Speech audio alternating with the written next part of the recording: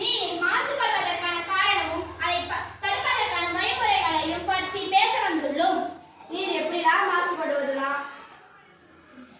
ஆடு மாடு குளிப்பதனாலும் மனிதர்கள் குளிப்பதனாலும் தொழிற்சாலையிலிருந்து ஒரு கழிவுநீர் சேர்வதனாலும் நீர் மாசுபடுது. அது மட்டும் இல்லாமல் குப்பைகள் கொட்டுவதனாலும் சில பிளாஸ்டிக் பொருட்கள் சேர்வதனாலும் நீர்நிலைகளில் இருந்த சில சில உயிரினங்கள் பாதிக்கப்படுகிறது. இதனால் நீர் மாசுபடுகிறது.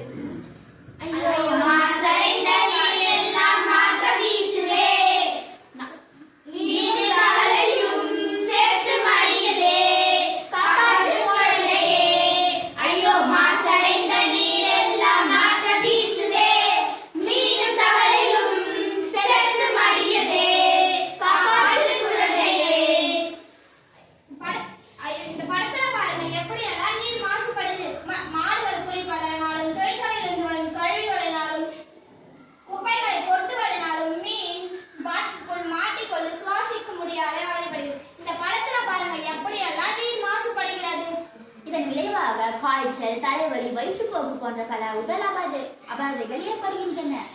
மீன் போன்ற உயிரினங்கள் நெகிழியால் பாதிப்படுகின்றன. அதை சாப்பிடுற நம்மளும் பாதிப்படுகிறோம்.